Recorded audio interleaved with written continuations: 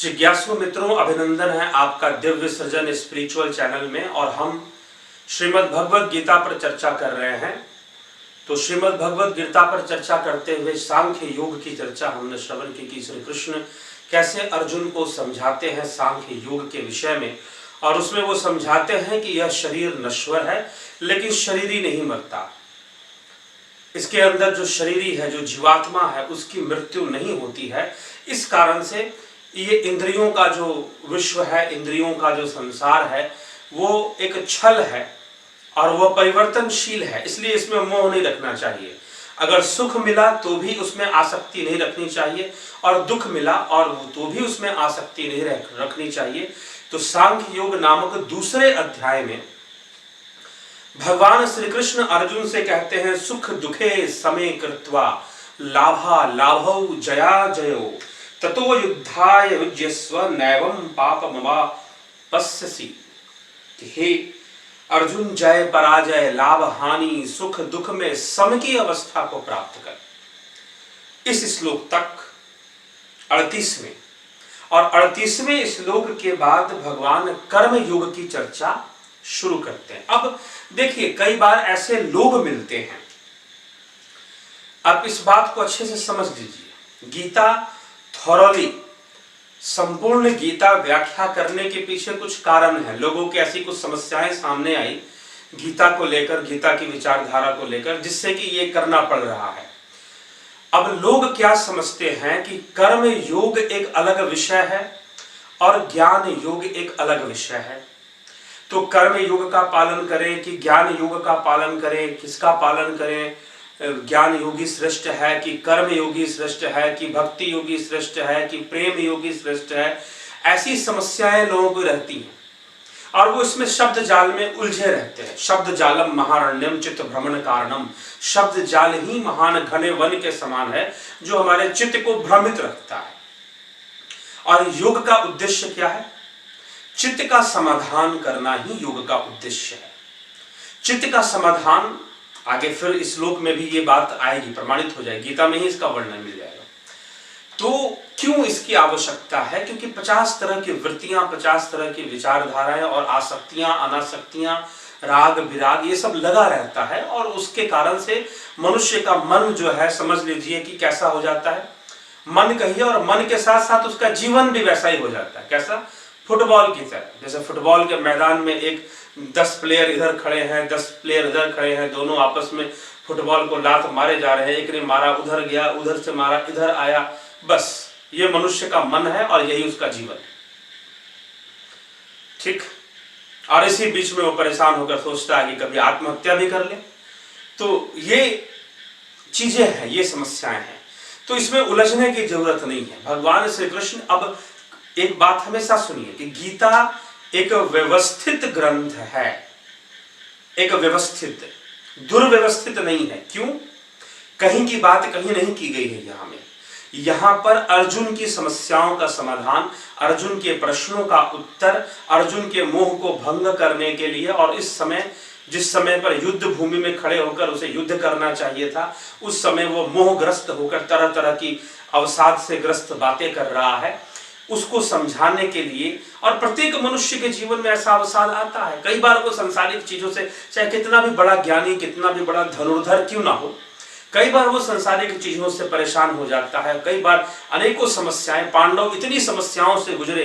13-12 वर्ष का वनवास, 1 वर्ष का अज्ञातवास, द्रौपदी का चीरहरण, इतना अपमान, बार बार हस्तिनापुर से उनको निकाला गया।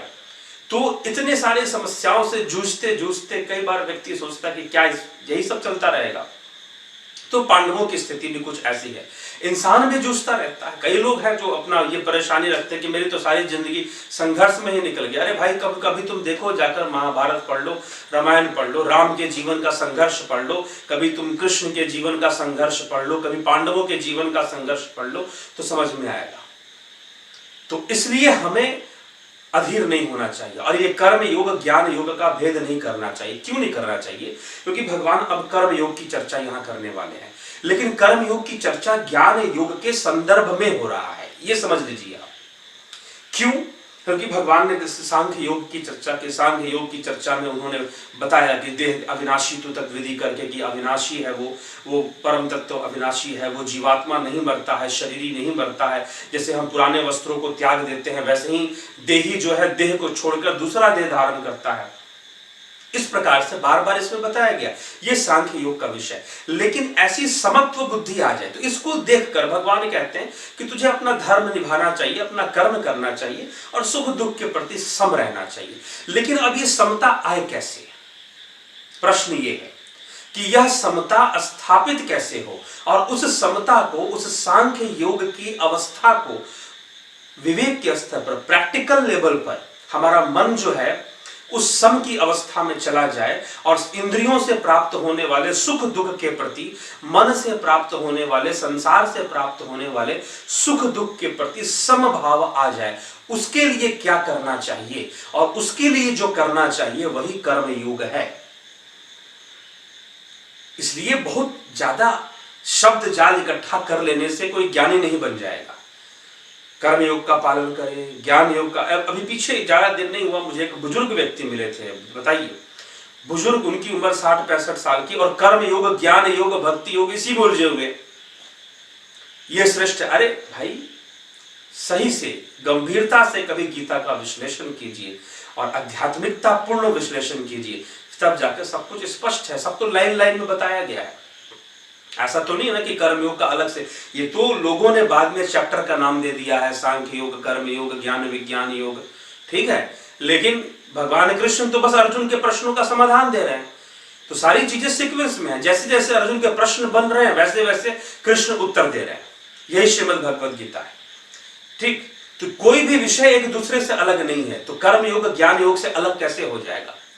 ज्ञान योग सांख्य का विषय है, सांख्य के अंदर जो बातें उसी को ज्ञान योग कहा जा रहा है यहाँ पर। तो आइए क्या श्री कृष्ण कहते हैं।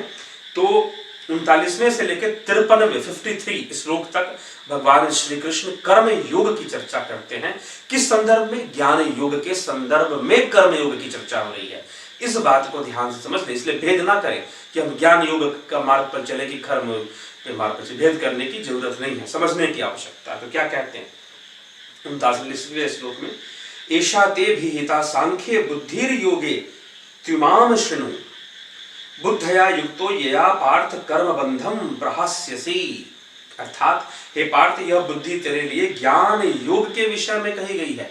अर्थात जो बातें मैंने तुझे समझाई वो ज्ञान योग, सांख्य योग ही समझे। ज्ञान योग का अर्थ यहाँ पर सांख्य योग के विषय में, इसलिए भगवान ने कहा सांख्ये बुद्धिर योगे त्विमाम शृणु, सुनो, तुम सुनो मेरी बात को, सांख्य के विषय को बुद्धि योग से तुम सुनो, बुद्धि के द्वारा समझो इस बात को। तो ज्ञान योग के लिए कही गई है। अब तो इसको कर्म, इसी बात को, इसी ज्ञान योग की बात को अब तू कर्म योग के विषय में सुन। क्योंकि तू ऐसी अवस्था में कैसे आएगा जहां बुद्धि सम हो जाती है, स्थित प्रज्ञता आ जाती है। वो कौन सा कर्म है जिससे कि स्थित प्रज्ञता आएगी?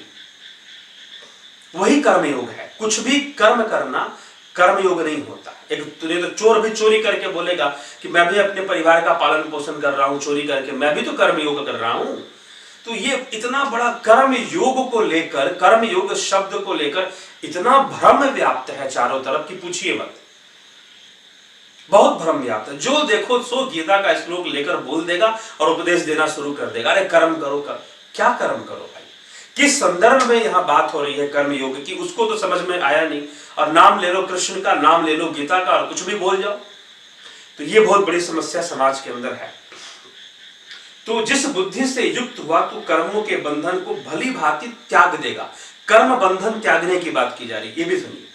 अब कर्म योग का उद्देश्य क्या है? कर्म बंधन का त्याग, कर्म बंधन से मुक्ति कर्म योग का उद्देश्य है, ठीक है। ना कि कर्म परायण रहना, कर्मों में ही लिप्त रहना, कर्मों में ही कर्म आएगा फल आएगा। ये तो चक्र है, यही तो काल चक्र है। इसी में तो मनुष्य दुखी है, यही तो दुख का कारण है। और इसी में तुम फंसे रहना चाहते हो और दूसरों को कर्म का उपदेश देते हो, यही दुर्भाग्य। बहुत गीता को लेकर इतना दुरुपयोग होता है श्रीमद् भगवद गीता का और कई बातों का कि हमें उसको समझना जरूरी है।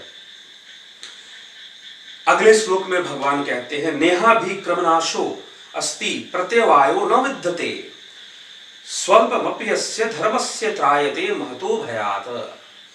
इस कर्म योग में आरंभ का अर्थात बीज का नाश नहीं है, उल्टा फल रूप दोष भी नहीं है, बल्कि इस कर्म योग रूप धर्म का थोड़ा सा भी साधन जन्म मृत्यु रूप महान भय से रक्षा करता है। अर्थात ये एक ऐसा विशेष प्रकार का कर्म है कि अगर हम समत्व भाव रखकर अगर कर्म में परायण हो जाए तो फिर वो पाप पुण्य का निर्माण नहीं करता, और जब पाप पुण्य का निर्माण नहीं होगा तो बंधन भी धीरे धीरे नहीं होगा। तो कर्म कर, कर्म इसलिए कर क्योंकि कर्म प्रकृति का गुण है तो करना पड़ेगा। ये अगले अध्याय में ये विषय विस्तार से बताया हुआ है। तो 41वें में क्या कहते हैं, 41वें श्लोक में दूसरे अध्याय के व्यवसायित्मिका बुद्धि रेके कुरुनंदन बहुशाखा हैनंताश्च बुद्धयो अव्यवसायिनाम। हे अर्जुन, इस कर्म योग में निश्चयात्मिका बुद्धि एक ही होती है। यहाँ दो बुद्धियां नहीं होती, तीन बुद्धियां नहीं होती, किंतु अस्थिर विचार वाले विवेकहीन सकाम मनुष्यों की बुद्धियां निश्चय ही बहुत भेदों वाली और अनंत होती है। क्यों? अब इस बात को थोड़ा सा समझना है। यही है, देखिए गीता का जो मुख्य आधार लेकर जो चला गया है वो सांख्य शास्त्र को लेकर चला गया है। ठीक, तो सांख्य की विचारधारा अगर आप अच्छे से समझते हैं, सांख्य में 24 तत्वों का वर्णन है, 24 और फिर 25वां तत्व को पुरुष को माना गया है, 25वां तत्व। तो अगर आप इन 24 तत्वों की समझ रखते हैं और इनके बारे में जानते हैं तो इन सब बातों को समझना बहुत सरल है। तो श्री कृष्ण कहते हैं कि अनेक बुद्धियां, अनेक बुद्धि की बात कर रहे हैं, एक ही आदमी की अनेक बुद्धि होती है। जी हाँ, कैसे होती है? भेद से। यह भेद कौन पैदा करता है? प्रकृति पैदा करती है। प्रकृति बुद्धि को जन्म देती है, महत, महत से अहत, अहंकार की उत्पत्ति होती है, अहंकार से मन, ये चार तत्व बनते हैं। इन चार तत्वों के बाद अहंकार से ही फिर कर्म इंद्रियां, ज्ञान इंद्रियों की उत्पत्ति होती है, पंचभूतों की, और फिर तन्मात्राओं की उत्पत्ति मानी जाती है। तो इस प्रकार से 24 तत्व हो जाते हैं सांख्य शास्त्र के अंदर, जिसका वर्णन है। तो प्रकृति जो है बुद्धि को जन्म देती है। प्रकृति के विषम अवस्था में जब तीन गुण होते हैं, सतोगुण, रजोगुण, तमोगुण, तत्व माने गए हैं 25 और तीन गुण माने गए हैं, सतोगुण, रजोगुण, तमोगुण। जब इनका बैलेंस बिगड़ता है, इनका जब बैलेंस बिगड़ता है तो होता क्या है? बुद्धि का विकास हो जाता है, और बुद्धि से अहंकार बन जाता है, अविद्या के कारण अहंकार बन जाता है। बुद्धि क्या ग्रहण करती है? अविद्या को ग्रहण करती है और अहंकार बन जाता है। तो इस प्रकार से अहंकार बनने के कारण और फिर उसमें अन्य तत्वों का निर्माण होता है, उन अन्य तत्वों का मिश्रण होता है, और उनके भेद से, उनके विभिन्न भेद से बुद्धि भी कई भेदों वाली हो जाती है। लेकिन जो ज्ञानी पुरुष है, जो योगी है, जो कर्म योगी है, वो अपनी बुद्धि को सम रखता है। प्रत्येक परिस्थिति में वह अपनी बुद्धि को सम अवस्था में स्थापित रखता है। सुख दुखे समय कृत्वा लाभा लाभो जया जवो, सम रखता है और प्रकृति के सारे खेल को एक दृष्टा रूप में देखता है। वो स्थिर बुद्धि वाला, उसकी बात यहां पर की जा रही है, वो कर्मयोगी है। तो कर्म योग का विषय समझने की आवश्यकता है। ज्ञान योग, कर्म योग में कोई भेद नहीं है। भेद पता नहीं, आप जिन लोगों के पास गए उन्होंने गीता को कुछ इस ढंग से बताया कि आपको वो कर्म योग और ज्ञान योग में भेद दिखने लगा। तो ये है। अब अगले श्लोक में क्या कहते हैं श्री कृष्ण? याम इमाम पुष्पिताम वाचम प्रबुदन्ते विपश्चित वेदवादरता पार्थ नान्य दस्तिवादिनः। अब फिर कामात्मानः स्वर्गपरा जन्म कर्म फल प्रदाम क्रिया विशेष बहुलाम भोगे ऐश्वर्य गतिम प्रति। भोग ऐश्वर्य प्रसक्तानाम तया प्रहृत चेतसाम व्यवसायित्मका बुद्धि समाधौ न विधीयते। अर्थात हे अर्जुन, जो भोगों में तन्मय हो रहे हैं, जो भोग लिप्त हो रहे हैं, जो कर्म फल के प्रशंसक वेद वाक्यों में ही प्रीति रखते हैं, जिनकी बुद्धि में स्वर्ग ही परम प्राप्य वस्तु है, जो स्वर्ग से बढ़कर दूसरी कोई वस्तु ही नहीं है, ऐसा कहने वाले हैं, वे अविवेकी जन इस प्रकार के जिस पुष्पित अर्थात दिखाऊ शोभा युक्त वाणी को कहा करते हैं, जो कि जन्म रूप कर्म फल देने वाले एवं भोग तथा ऐश्वर्य की प्राप्ति के लिए नाना प्रकार की बहुत सी क्रियाओं का वर्णन करने वाली हैं, उस वाणी द्वारा जिनका चित्त हर लिया गया है, जो भोग और ऐश्वर्य में अत्यंत आसक्त हैं। भोग ऐश्वर्य प्रसक्तानाम त्या प्रहृत चेतसाम।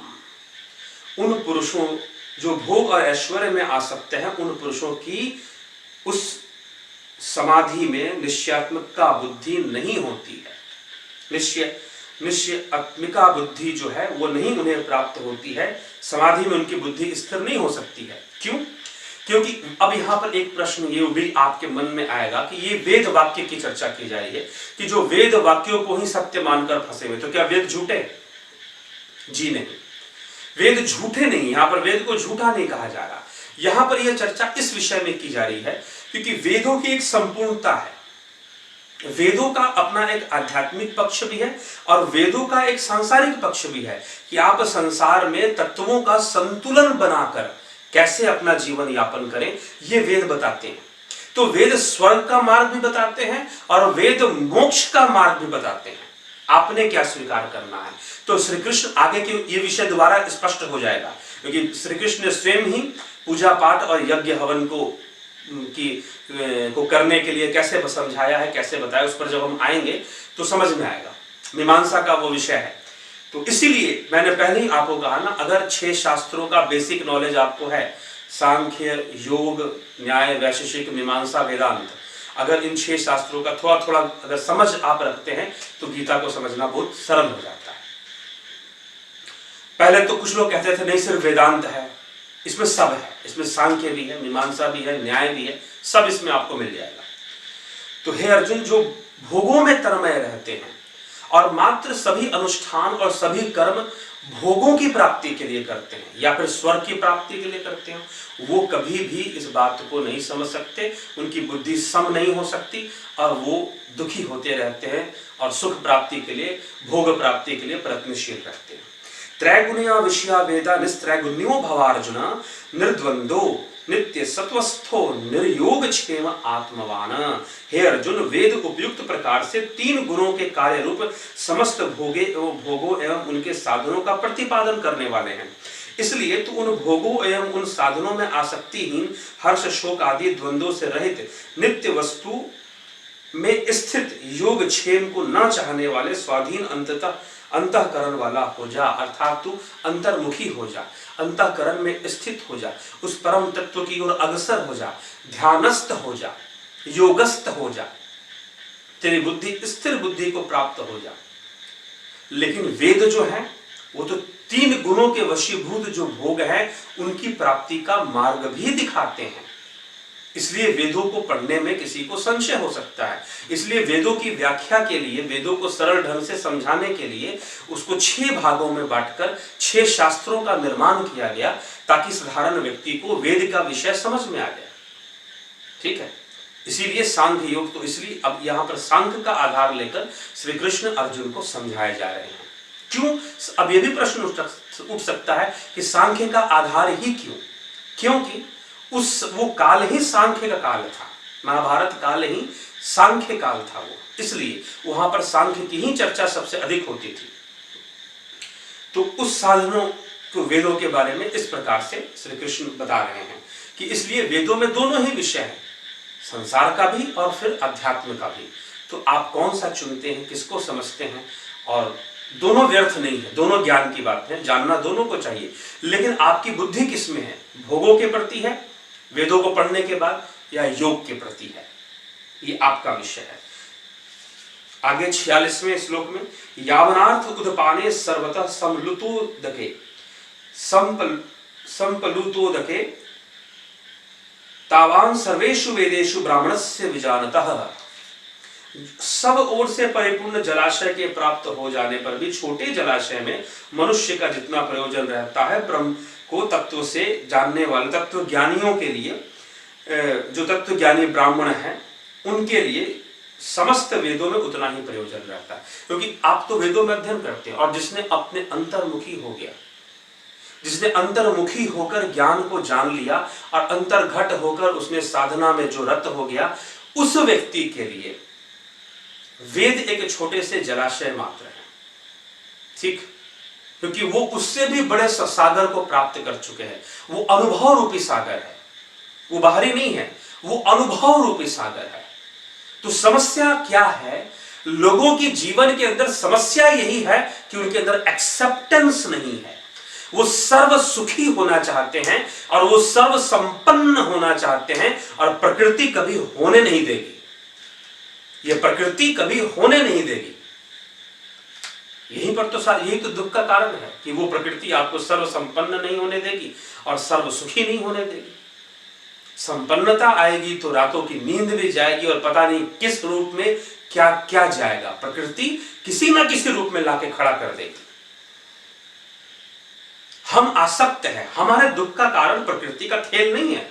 प्रकृति तो हमेशा ऐसे ही रहेगी, प्रत्येक व्यक्ति के लिए वो ऐसी है, हमारे लिए सिर्फ थोड़ी ना। लेकिन हमारे दुख का कारण है हमारी आसक्ति। जब तक उसका निवारण नहीं है, जीवन दुखी है, दुख बनते रहेंगे और समस्याएं किसी ना किसी रूप में आ जाएंगी। ये मत सोचिएगा कि एक का समाधान हो गया तो दूसरा नहीं आएगा। क्यों नहीं आएगा? मनुष्य की सबसे बड़ी विडंबना तो यही है कि थोड़ी देर उसकी किस्मत उसका साथ क्या देता है, उसको लगता है कि वो जो चाहे वो कर देगा, और वहीं पर मामला बिगड़ना शुरू हो जाता है। चलिए, कर्मण्यवाधिकारस्ते मां फलेषु कदाचन मां कर्म फल हेतुर्भ्रमाते सर्वस्व कर्मणि। तेरा कर्म करने में ही अधिकार है, उसमें फलों में कभी नहीं। फल तेरे हाथ में नहीं, तू कर्म परायण हो सकता है। इसलिए तू कर्मों के फल का हेतु मत हो तथा तेरी कर्म करने में आसक्ति भी ना हो। तू ऐसा बन जा। फिर श्री कृष्ण कहते हैं, योगस्थ कुरु कर्माणि संग त्यक्त्वा धनंजय सिद्ध सिद्धयो समो भूत्वा समत्व में योग उच्यते। हे धनंजय, तू आसक्ति को त्याग तथा सिद्धि और असिद्धि में समान बुद्धि, क्योंकि सिद्धि और असिद्धि भी कर्म सिद्धांत के अंदर ही आते हैं मित्रों। ऐसा नहीं कि कोई सिद्ध पुरुष हो गया तो वो कुछ भी कर देगा। तो जो थे सिद्ध पुरुष, इतिहास में आप अगर पढ़े, कई सिद्ध पुरुषों का नाम आता है, तो क्यों नहीं उन्होंने सब कुछ कर दिया? सब कुछ कर लेते वो, लेकिन ऐसा नहीं दिखाई देता। सिद्ध होने के बाद भी वो सब कुछ नहीं कर पाते।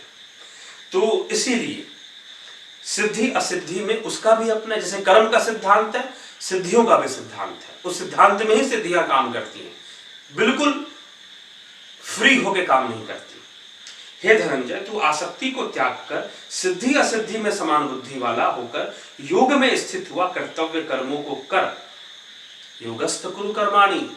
अब यहां पर जानते हैं चक्कर क्या, मैं आपको बताऊं। योगा इंस्टीट्यूट वाले कुछ हैं, वो भी लिखते हैं योगस्थ कुरु कर्माणि।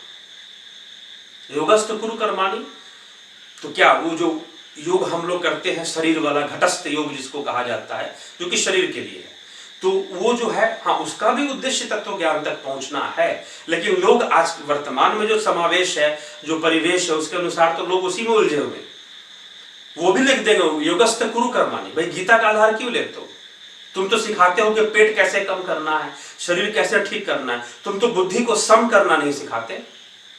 और जब तुम बुद्धि को सम करना नहीं सिखा रहे, स्थित ध्यानस्थ होना नहीं सिखा रहे, तो फिर योगस्थ कुरु कर्माणि व्यर्थ है वहां पर लिखना। तो 49वें श्लोक में कहते हैं, दुरेन है वरम कर्म बुद्धि योगा धनंजय बुद्धौ शरणमन्विच्छ कृपणा फल हेतव। इस समत्व रूप बुद्धि योग से सकाम कर्म अत्यंत ही निम्न श्रेणी का है। इसलिए हे धनंजय, तू सम बुद्धि की रक्षा का उपाय ढूंढ, अर्थात बुद्धि योग का ही आश्रय ग्रहण कर, किंतु फल के हेतु बनने वाले अत्यंत दीन हैं। जिनकी बुद्धि सम नहीं है, वो फलों में फंसे रहते हैं कि ये फल मिलेगा, वो फल मिलेगा, सुख मिलेगा, दुख मिलेगा, लाभ मिलेगा, हानि मिलेगा, जय मिलेगा, पराजय मिलेगा, और उससे व्यथित होते रहते हैं। तो उनकी बुद्धि कभी समत्व अवस्था को प्राप्त नहीं करती, समत्व को प्राप्त नहीं होती है। लेकिन अर्जुन, तू समत्व को प्राप्त होकर युद्ध कर। श्री कृष्ण का उपदेश है। 50वां, बुद्धि युक्तो जहाति है उभय सुकृत दुष्कृते तस्माद् युजयस्व योगः कर्मसु कौशलम। योगः कर्मसु कौशलम। जितने भी योगा टीचर है सुना देंगे योगः कर्म की, भगवान ने गीता में, अरे गीता का योग और तुम्हारा वो पेट कम करने वाला योग, शरीर को फिट करने वाला योग, चेहरे का चमक बढ़ाने वाला योग, उसमें बहुत डिफरेंस है, बहुत अंतर है। लेकिन दुर्भाग्यपूर्ण है कि मार्केटिंग करने के लिए लोग कहीं पर लिखेंगे योगा कर्मसु कौशलम, कहीं लिखेंगे योगस्थ कुरु कर्माणि, कहीं लिखेंगे योग क्षेमम वहाम्यहम्। क्या मतलब है? क्या तुम गीता के सिद्धांत पे चल रहे हो कि इन सब श्लोकों का प्रयोग कर रहे हो? मार्केटिंग स्ट्रेटेजी है और कुछ भी नहीं है। जब तुमको सिखाना नहीं है, तुमको सिखाना है कि तुम कितना शरीर से सुखी हो जाओ, तुमको सिखाना है कितना शरीर से बढ़िया। अरे भैया, शरीर तो तुम्हारा जाएगा ही, कितना भी हाथ पैर मार लो, कितनी भी आयुर्वेदिक की दवाइयां खा लो, शरीर तो जाएगा, देह तो जाएगा। ठीक है, तो बुद्धि को सम अवस्था में ले आओ, उसके बाद की गति अच्छी हो जाएगी। ये श्री कृष्ण का उपदेश है। यहां पर वो योग नहीं है जो तुम योगा स्टूडियो में करते हो। ठीक है, तो यहां पर गीता के श्लोकों का प्रयोग करना शायद बहुत गलत है। तो योग कर्मसु कौशलम, समबुद्धि युक्त पुरुष पुण्य और पाप दोनों को इस लोक में त्याग देता है। समबुद्धि, जिसकी समता आ गई बुद्धि में, वो पाप भी त्याग देता है, पुण्य भी त्याग देता है। मतलब पुण्य से अच्छे फल मिलेंगे, पाप से बुरे फल, दोनों से आसक्ति नहीं। ये नहीं कि सिर्फ एक को छोड़ दिया, दोनों का त्याग, दोनों के प्रति समान भाव रखना, अर्थात उनमें मुक्त हो जाता है। इससे तू समत्व रूप योग में लग जा। यह समत्व रूप योग ही कर्मों में कुशलता है। कर्मों में कुशलता क्या है? सूर्य नमस्कार डेली कर ले, पेट कम हो जाएगा, फिटनेस अच्छी आ जाएगी, ये कर्मों में कुशलता है क्या? यही कृष्ण बता रहे हैं। तो कर्मों में कुशलता है समत्व बुद्धि की प्राप्ति। कर्मजम बुद्धि युक्ता ही फलम त्यक्त्वा मनीषिणः जन्म बंध विनिर्मुक्ता पदम गच्छन्त्य नामयम्। क्योंकि समबुद्धि से युक्त ज्ञानी जन कर्मों से उत्पन्न होने वाले फल को त्याग कर जन्म रूप बंधन से मुक्त हो निर्विकार परम पद को प्राप्त होते हैं। वो निर्विकार, जहां विकार नहीं है, ऐसे परम पद को प्राप्त हो जाया करते हैं। फिर श्री कृष्ण कहते हैं यदा ते मोह कलिलम बुद्धिर व्यतीत ऋष्यति तदा गंतासि निर्वेदम श्रोत वयस्य श्रुतस्य च। जिस काल में तेरी बुद्धि मोह रूप दलदल को भली भांति परिपक्वता पूर्वक पार कर जाएगी, उस समय तू सुने हुए और सुनने में आने वाले इस लोक और परलोक संबंधी सभी भोगों से वैराग्य प्राप्त हो जाएगा। अब तो लोग कुछ वैराग्य ऐसे भी होते हैं कि नारी मुई घर संपत्ति नासी मुंड मुड़ाए भय वैरागी। ये कोई वैराग्य नहीं है। जब तक मोह रूपी दलदल से अच्छी तरह से तेरी बुद्धि उबर नहीं जाती, तब तक वैराग्य नहीं होने वाला। इसलिए वैराग्य लिया नहीं जाता, वैराग्य अवस्था है, योगी की अवस्था। जो ज्ञान कर्म योग में लगा हुआ है, उस योगी की अवस्था वैराग्य है। जबरदस्ती वैराग्य नहीं आ जाता है, ये ध्यान रखें। श्रुति विप्रतिपन्ना ते यदा स्थास्यति निश्चला समाधा वचला बुद्धिस्तदा योगमवापस्यसि। भांति भांति के वचनों को सुनने से विचलित हुई तेरी बुद्धि जब समाधि में अचल और स्थिर ठहर जाएगी, जब तू योग को प्राप्त हो जाएगा, अर्थात तेरे परमात्मा से नित्य संयोग, यहां पर परमात्मा शब्द का प्रयोग आ रहा है, लेकिन श्री कृष्ण ने परमात्मा शब्द का प्रयोग नहीं किया, यहां पर समाधि शब्द का प्रयोग है। समाधा वचला बुद्धिस्तदा योगमवापस्यसि, योग में स्थित हो जाएगा। और समाधा वचला समाधि क्या है? चित्त का समाधान ही समाधि है। चित्त का समाधान ही समाधि है। तो चित्त का समाधान, तो चित्त की समस्या क्या है? चित्त की वृत्तियां ही चित्त की समस्या है, चित्त वृत्तियां। इसलिए महर्षि पतंजलि ने अपने योग सूत्र में लिखा है योगस चित्त वृत्ति निरोधा। योग क्या है? चित्त वृत्तियों का निरोध, चित्त वृत्तियों का समाधान कर देना, उनको शांत कर देना, और चित्त का लय हो जाने पर कैवल्य की प्राप्ति होती है। तो श्री कृष्ण वही कहते हैं कि चित्त का समाधान होता है और बुद्धि योग में स्थित होती है। लेकिन टीकाकार महोदय यहां पर लिख रहे हैं कि परमात्मा में स्थित होती है, यद्यपि इस श्लोक के अंदर परमात्मा शब्द का प्रयोग नहीं है।